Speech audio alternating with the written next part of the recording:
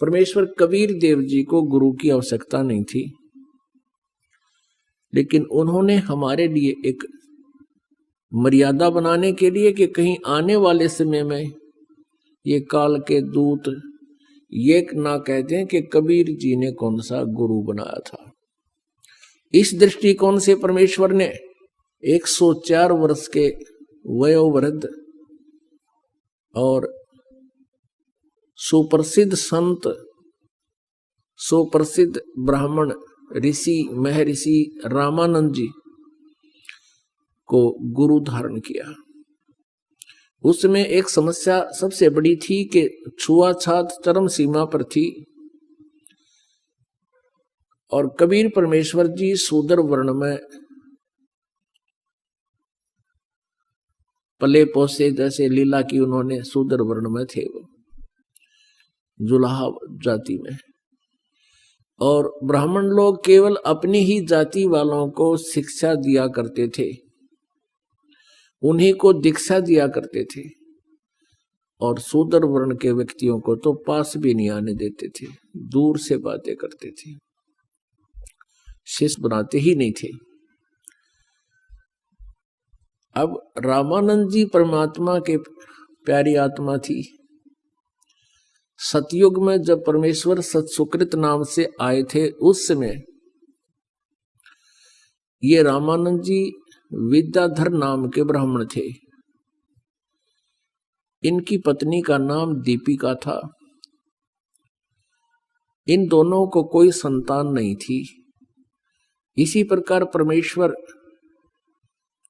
एक तालाब के ऊपर कमल के फूल पर आकर विराजमान हुए नवजात शिशु के रूप में।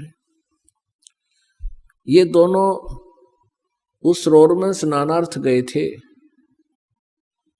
और वहां उन्होंने इस बच्चे को पाया था, जैसे नीमा और नीरू का है। और फिर परमात्मा को ऐसे ही कुंवारी गाय से उनकी परवरिश की लीला हुई थी। लेकिन रामानंद जी वाली आत्मा जो विद्याधर ब्राह्मण था, वो अपने ज्ञान से ज्यादा ही ओतप्रोत था, दूसरों की नहीं मानता था। कबीर परमेश्वर जी ने उनको भी बहुत समझाने की चेष्टा की, पर वो माने नहीं। उसके बाद वही विद्याधर वाली आत्मा वेद विज नाम के ब्राह्मण ऋषि त्रेता युग में हुए। उनको परमात्मा मिले ऐसे शिशु रूप में, यही लीला की, और ऐसे कुंवारी गाय से उनकी परवरिश की लीला हुई।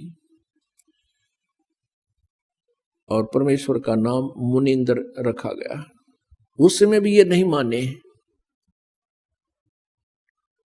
अब पुण्यात्माओं, परमात्मा कबीर जी कहते हैं, जो जन हमारी शरण है ताका हूं मैं दासे, गेल गेल लाग्या फिरो हूं जब तक धरती आकाश। किसी भी युग जन्म में, किसी भी जन्म में, किसी भी युग में जो आत्मा एक बार परमात्मा को पास आ गई, ये समर्थ है, ये दयालु है, फिर उसका हाथ छोड़ते नहीं। कहते हैं गेल गेल लाग गया फिरो, पीछे पीछे फिरता हूं। परमात्मा कहते हैं जब तक ये धरती और आकाश रहेगी और मेरी रेंज में आकर भक्ति करके तो पार हो जाएंगे, ना तो फिर दुर्गति फिर शुरू हो जाएगी। फिर भी परमात्मा दयालु हैं, साथ रहते हैं। तो परमेश्वर कबीर देव जी उसी आधार से अब कलयुग के अंदर रामानंद जी ने मैरिज नहीं कराई, विवाह नहीं कराया।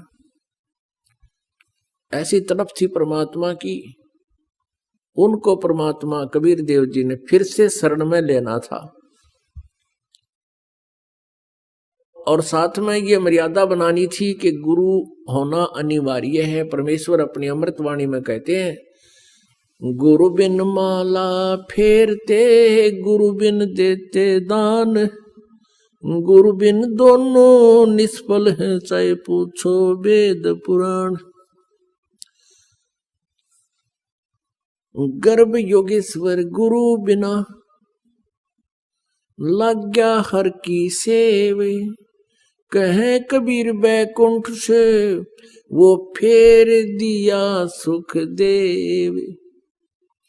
राजा जनक गुरु किए फिर कीनी हर की सेव। कहे कबीर बैकुंठ में वो चले गए सुख देव। राम कृष्ण से कौन बड़ो उन्हों भी गुरु कीन। तीन लोक के वे धनी गुरु आगे अधीन।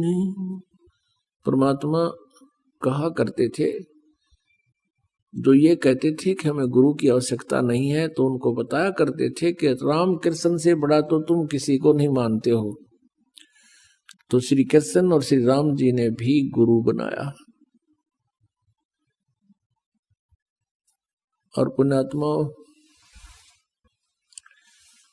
परमात्मा क्या बताते हैं, गुरु बिन माला फेरते, गुरु बिन देते दान, गुरु बिन दोनों निष्फल हैं चाहे पूछो वेद पुराण।